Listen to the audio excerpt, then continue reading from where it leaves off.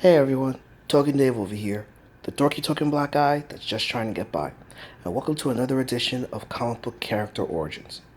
Here, I explain the origins of a particular superhero or villain directly from the source comic book material, having little or nothing to do with their interpretation in the movies or TV show. And this is the very first CCO, Comic Book Character Origins, that I am talking about the origins of a villain. And being that this is Spider-Man week, I am going to talk about one of his villains, but I'm going to kind of jump the gun a bit and talk about one of his more recent and popular villains, and quite frankly, it's my favorite villain from him. And I'm going to be talking about Venom. All right. Now, first, I'm going to have to explain that I'm talking about Eddie Brock Venom. And the reason I have to specify that is because there have been other people that have been named Venom as a villain in Marvel. And number one. So, in number two, before I go into Venom himself, Eddie Brock himself, I have to talk about the black costume. You see, for sometime in the 80s, Spider-Man was wearing a black costume. And the reason he wore this costume was because he took part in the Secret Wars. And during the Secret Wars, he ran across something that basically was allowed him to basically, increase his strength, have unlimited webbing, so he wouldn't need to have webbing cartridges anymore. And it also allowed him to mimic clothing, so he saw this as an asset. However, he started noticing his personality changing, for the worst, and basically he actually started to hint together that it might have something to do with this new black costume that he had. So he went to Reed Richards from the Fantastic Four, whom saw that the thing that he brought back from the Secret Wars, was actually a living alien organism called a symbiote. So basically, and he explained that the symbiote actually is actually a parasitic being that uses another organic life form as a host and tries to actually permanently bond with it and take over the host and replace the host with its own personality. Mr. Fantastic was able to use something called a sonic gun that removed the symbiote from Spider-Man and encased it in a test tube like prison. However, the symbiote escaped, reattached itself to Spider-Man, and when it let go, was desperately trying to bond with him. And so Spider-Man ended up going to a church, and a church bell rang, and the sound vibration weakened the symbiote, basically taking it off him. And Spider-Man thought that the symbiote was killed. Well, here we encounter basically newlywed couple, Peter Parker and Mary Jane Watson Parker, and who are living in Chelsea in Manhattan. And Mary Jane's acting career is beginning to take off. And already knowing that Peter is Spider-Man and Spider-Man is still wearing the black suit, she comes home and she sees the Spider-Man suit symbol and thinking that it's Peter, but as the light comes on, she sees a monstrous figure, taller than Peter, much bulkier, with fangs and long nails. And basically, Mary Jane is in shock. And Peter comes home and he actually has the black costume on, and Mary Jane, still paranoid about it, basically scared shitless until Peter takes off the mask and reveals himself to her, and she explains to Peter that somebody came in dressed like Peter, only bigger, bulkier, and a lot scarier looking, like something like a demon from one of the slasher movies that were popular at the time. So Peter deduces that basically it has to be the alien symbiote, but he doesn't know who it is.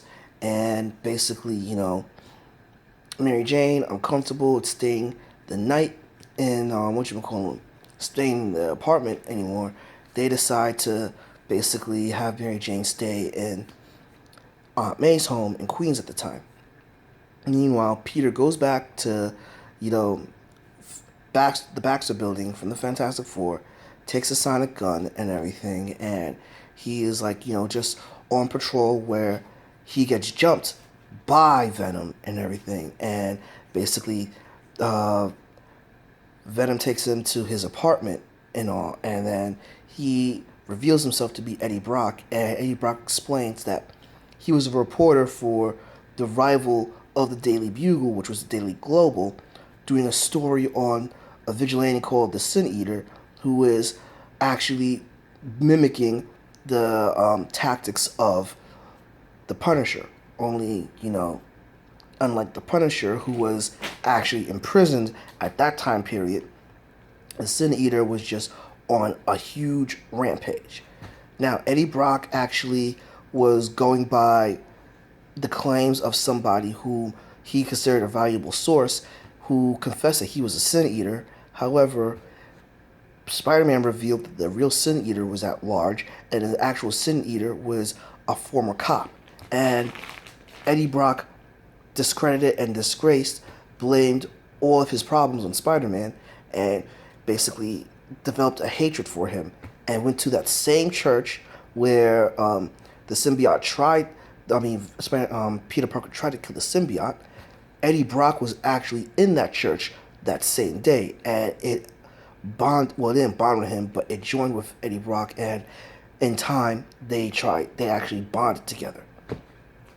So, meanwhile, explaining this whole exposition to Spider-Man, it gave him enough time to reach for the sonic gun, and basically, Venom quickly disarmed Spider-Man and beat the crap out of him. And it beat the crap out of him to the extent that he was knocked out. When Spider-Man came to, they were back at that very same church, only Spider-Man was webbed up against a bell. And Venom was basically masquerading as a priest, saying that basically this is how he's going to kill Spider-Man. He's going to wait for the bell to ring, for that huge bell to basically crush Spider-Man and everything, saying that he's going to exorcise a demon. And in this happening, basically, Spider-Man was able to maneuver his body a little bit to break his hand free from the webbing, and he was able to attach his hand to the bell to pull him off, and him and Venom got into another fight, only this time Spider-Man had the higher ground. Yes, something like Star Wars Episode 3, guys. Okay, we gotta admit that. But anyway, Spider-Man had the higher ground, and Venom used his webbing, and Spider-Man had to rip something off the church to actually cut the webbing, causing Venom to fall. And with the speed and the impact and the sound of him, the alien symbiote was weakening, and Eddie Brock fell and was knocked unconscious, but not killed. So Spider-Man took Venom back to the Baxter building in the middle of the night, where Benjamin Grimm, aka the Thing, re-imprisoned Venom again and sent him off somewhere to basically serve a sentence. So this was the first appearance and the origins of Venom. It gets retconned in the future, which sometime after Spider Week I will explain what a retcon is. But got any questions, comments? Drop them in the comment section below. Drop me a like, subscribe, ring that bell so you'll be notified when a new video loads, and spread this video out. But until then, this has been Token Dave, the dorky token black guy just trying to get by, and I'll catch you guys later.